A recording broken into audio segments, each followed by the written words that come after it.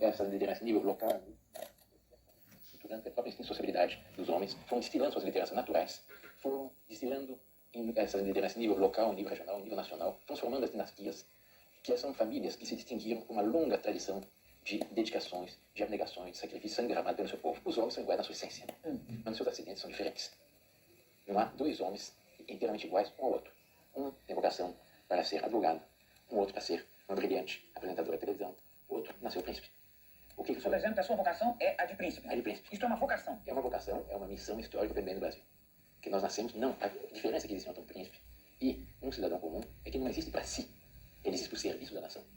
No alto de todas as coroas há uma cruz, para significar duas coisas: a fidelidade à fé e a disposição de crucificar-se pelo bem do seu povo. O Estado influi-se no Brasil com a República. Na monarquia, todas as ferrovias eram privadas. Os telégrafos, no primeiro momento, foram do Estado, mas tendiam também a ser privados.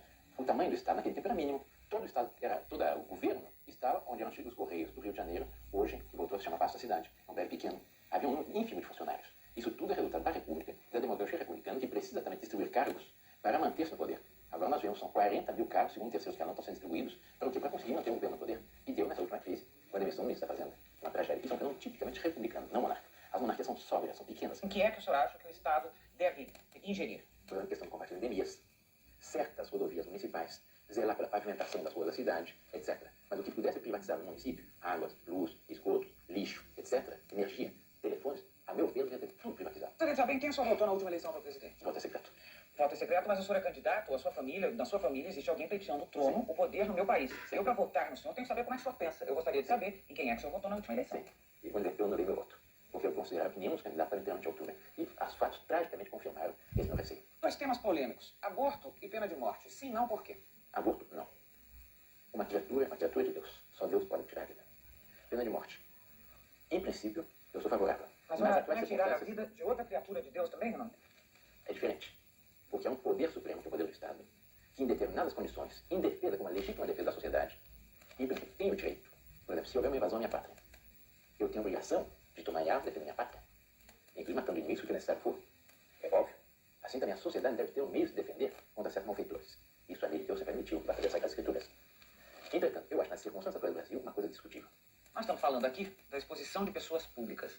Caso eleito, o senhor, eu falo com o senhor sempre, o senhor fala em nome do seu irmão, do Luiz, mas eu imagino que seja um pouco um a extensão do outro. Sim. Em caso eleito, o senhor está preparado para esse ônus da falta de privacidade? Eu sou certo, ele está preparado, e em parte, eu também estou preparado, minha privacidade já foi priorizada há muito tempo. Desde que começou a campanha pelo plebiscito, acabou minha vida privada. E o senhor não viu nada ainda, não, Beto. Eu sei, mas a vida é muito dura, a vida de príncipe é difícil, não é fácil. Viajar continuamente, na semana passada, 6 dias, eu não dormi 2 dias na mesma cama. Agora, o senhor acha que é isso mesmo? É um ônus e mas esse dá ônus, para o ficar... príncipe é o sangue que o príncipe derrama para sua pátria. O senhor acha que o que está acontecendo, por exemplo, na Inglaterra é isto? É inevitável mesmo, é isso? Eu acho inevitável, é lamentável que houve na Inglaterra, mas aliás é interessante ver, na Inglaterra, apesar de toda a crise que houve na família real, a política inglesa não se abalou. A Bolsa de Londres não caiu nem 1%, não se moveu, pelo contrário, continuou o negócio com toda naturalidade. O que houve na Inglaterra é que certos jornais de imprensa marrom puseram um microscópio sobre uma pulga e pararam de não salvar. Eu gostaria de fazer agora uma pergunta diferente. Dom Bertano, a sua família, quem pleiteia o trono, como já disse, é o Dom Luiz, seu irmão mais velho, que é solteiro e confessamente casto. E aí surge aqui uma questão política. Quem vai ser o herdeiro do trono? Em primeiro lugar, todo solteiro pode casar-se. O fato de ser confessamente casto mostra a coerência dele com os princípios católicos dele. Se ele não vier a casar-se, ou casando não tenha filhos, o segundo na sucessão sou eu.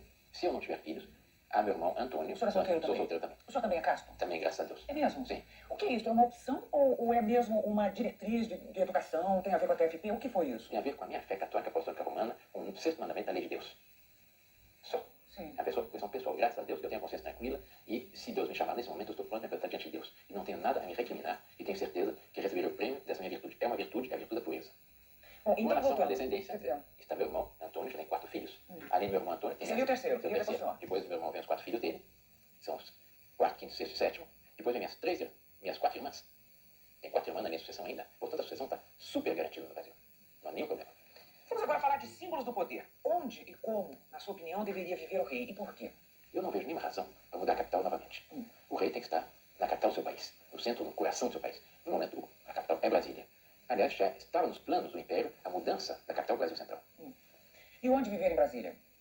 o imperador deveria, em princípio, no Palácio Alvorada. É isso, quer dizer, eu tô falando dos símbolos mesmo do Estado, né? Quando a gente pensa... Eu não acho Palácio Alvorada uma maravilha. Quando a gente pensa em reis, em rainhas, a gente imagina o castelo, o palácio. Então, eu estava querendo que o senhor definisse esse também. O senhor acha que esses símbolos são importantes? Fundamentais. A pompa e a circunstância. E é o que o povo gosta. Diz o Joãozinho 30, quem gosta de miséria no Brasil é intelectual. O povo gosta de esplendor. E tem toda razão para fazer o carnaval. Gostaria de saber em que o senhor trabalha, se o senhor tem algum tipo de rendimento propiciado pelo fato de ser da família real. Não, pelo fato de ser da família real não tem nenhum rendimento. A República confiscou todos os bens. Papai, quando voltou ao Brasil, praticamente estava pobre. Foi um português rico, me deu uma fazenda, uma casa no Rio de Janeiro, no centro, ele vendeu e comprou uma fazendinha, nós pegamos 63 alqueires, onde nós fomos educados. Uma educação sóbria, trabalhando, muitas vezes com as próprias mãos. Nós tínhamos que ajudar na colheita de café, na distribuição de leite e muitas outras coisas. O que nos deu uma experiência da vida que hoje nós damos valor. A escola da vida, que vai muito mais no curso universitário. Nós não fomos criados a cheque. Fomos criados no trabalho vivo, no contato com o povo brasileiro. E conhecemos, por causa disso, a realidade do povo brasileiro melhor do que muitos outros brasileiros. Para nós, eu agradeço a Deus a pobreza do meu pai. Você trabalha com quem? Eu sou advogado, me formei lá em São Francisco, na Faculdade de Direito, da Universidade de São Paulo, lá em São Francisco. Eu participei de conselhos consultivos de empresas. Eu recebi algumas heranças, tenho meus meios de vida hoje em dia. E tenho meios, graças a Deus, podemos dedicar full time nessa tarefa de coordenação desse magnífico surto monarca que está se realizando no Brasil no momento atual. Não, Bertrand, só uma voltadinha para trás. Pois não. Se Dom Luís ou o senhor forem se casar, vocês têm que se casar com alguém da nobreza. Sim. Que vai ser procurado fora do Brasil ou no Brasil existem senhoras elegíveis para essa posição? De acordo com as tradições monárquicas, o príncipe não deve casar-se com quem ele bem entende. Ele deve casar-se com quem melhor convém para a nação. Evidentemente, não pode ser uma pessoa que ele não tenha nenhuma simpatia. Mas ele tem que, inclusive, na escolha do seu par, daquela adversária que vai ser a companheira da sua vida, ter em vista, antes de mais nada, os interesses da nação. E, exatamente, uma das prioridades das monarquias é que os príncipes, com seus casamentos, por assim dizer, fazem a política exterior da sua nação. Sim, então seria com alguém de fora. Seria com uma princesa. Jovem, para poder procriar. Jovem, tem que ser, normalmente deve ser bonita. Tem que ser bonita? Normalmente deve ser. O pobre Dom Pedro II, quando chegou a Acho que aí já é preciosismo do senhor. Quando chegou a Dona Teresa Cristina no Brasil, depois negociou muito a Dona Teresa Cristina. Eu tinha mostrado a medalha, eu lembro uma dela. Quando chegou ela, não era muito bonita, mas era tão amável, tão afável, tão bondosa, que ele depois foi marido fidelíssimo. Estava gostando dela. Os barulhentos. Entre eles, a própria integração do Brasil. Os movimentos separatistas voltaram a trabalhar defendendo a divisão norte e sul do país. Na sua opinião, a nossa grande herança é a nossa unidade territorial, nossa unidade política, psicológica e social. Foi a herança que nós recebemos dos portugueses. A nossa independência se deu de uma forma diferente dos nossos vizinhos pan-americanos. Porque nossos vizinhos pan-americanos tiveram a sua independência como resultado das ambições dos caudilhos que queriam ser presidente da República e sua respectiva área de influência. A nossa foi uma emancipação de um filho que se tornara maior e maior que o pai. A conceito paterno. Dom João VI, que gostou muito do Brasil, chegando aqui para perceber o Brasil estava maduro para a sua independência. E preparou as ações fundamentais da sua independência. Banco do Brasil, os portos, a escola militar, a escola naval, caixa econômica, as ações comerciais, a escola de medicina, a escola de cirurgia, o jardim botânico, a biblioteca pública, tudo. E no fim deixou seu filho. E ele deu um outro conselho. Meu filho, considere que mais cedo ou mais tarde você vai ser independente. Ponhas tu esta corrente na tua cabeça antes que o teu aventureiro faça. Foi graças a esse conselho de Dom João VI a Dom Pedro I que nós hoje somos um país de dimensões continentais. Um voto para cada cabeça. Essa lógica deveria dar numa representatividade que no momento não existe no país. Em alguns estados o voto vale mais que em outros, só para esclarecer. Um deputado de um pequeno estado, de repente, precisa de muito menos votos para ser eleito do que em outros maiores. O senhor é a favor de mudanças nesse setor? É claro que algumas mudanças deve haver, porque há uma série de distorções nesse ponto. Durante a monarquia havia eleições que em circunscrições eleitorais pequenas, o que chamamos de voto distrital, no qual a representatividade popular é muito mais autêntica. Deveria tender a haver circunscrições eleitorais com certo número de eleitores, mas não pode ser um critério absolutamente geométrico. Por exemplo, um voto por cabeça resolve todos os problemas. Nós tivemos voto por cabeça nas eleições presidenciais. Deu um fiasco. Porque isso não é um passo de mágica, não é uma panaceia. Deve haver uma proporcionalidade, deve-se corrigir as distorções, mas é claro que os estados pequenos não podem ser relegados a uma posição que um estado tem um só deputado. Porque o coitadinho daquele estado, que tem um futuro colossal, fica completamente marginalizado. Então qual seria a solução para essa representatividade? Deveria haver um acerto nessa representatividade, de acordo com alguns critérios a serem estudados, que é uma questão técnica, que eu acho que é prematuro determinar, sim, geometricamente já. Que parlamentarismo o senhor quer por trás da monarquia? Que perfil de primeiro-ministro o senhor defende? Se possível, me dê um nome. Nós tivemos um parlamentarismo como foi nos bons tempos do Dom Pedro II. Durante o segundo reinado, nós tivemos nosso mais longo período de estabilidade constitucional. Os partidos se alternavam no poder com toda a liberdade, e o imperador, com seu poder moderador, mantinha o equilíbrio dos demais poderes, entre poder executivo, legislativo e judiciário, e evitava as esquizofrenias que nós vemos hoje entre poder executivo e legislativo, o caos político total. Nós tínhamos um parlamentarismo autêntico, e nós afirmamos parlamentarismo autêntico só com monarquia. Porque a característica do parlamentarismo é que a nação, o sentido da nação é muito mais respeitado. Numa república parlamentarista, o presidente da república é eleito por um partido, em eleições indiretas ou em eleições diretas. E por ocasião das eleições vai ser ele o grande eleitor. Ele vai intervir de cima para baixo nas eleições, pesando com todo peso e influência a favor do seu partido. E com isso ele falseia a consulta das aspirações autênticas da nação. Parlamentarismo autêntico só com monarquia. Não vai me dar um nome, então, para o primeiro-ministro. A Casa Real não pode indicar esse ou aquele, que é a posição da Casa Real que tem que ser uma posição suprapartidária. Se nós desde já indicarmos primeiro-ministro é fulano, ou ciclano, ou beltrano, nós já estamos violando o princípio fundamental da monarquia parlamentarista. Porque o monarca ele deve ter uma posição equânime com relação às várias correntes políticas da nação. Ele só no momento de ser nomeado primeiro-ministro é que ele pode na medida que a Constituição lhe der esse direito, indicar alguém que tenha a possibilidade de formar maioria no parlamento, que tenha a confiança do parlamento. Então, João, volte à monarquia. A Casa Real tem direito e interesse, principalmente, em nomear, doar títulos, eu não sei como é que se fala, fazer barões, duques, condes, marqueses, etc. Sim, não, por quê? A grande diferença que existe numa república e uma monarquia é que a república premia com mordomias, que custam milhões de dólares à nação.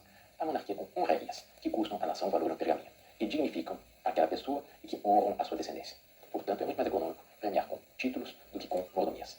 Então, isso quer dizer que se a monarquia voltar, Haverá duques, nós vamos ter marqueses, condes, viscondes, barões, como tínhamos bons tempos desse mundo, e como hoje tantos brasileiros se orgulham de serem descendentes de algum titular do império. Vamos pro bate-bola agora? Vamos. Jogo rápido? Um sacrilégio. A profanação sendo secreto. Um sacrifício. Ser príncipe. O reinado mais bonito. Dom Pedro II. O pior reinado. Eu considero, em Portugal, Dom José I, que permitiu a ascensão do Marquês de Pombal, que foi um tirano terrível. Uma palavra de ordem. Honra. Hino. Foi nacional.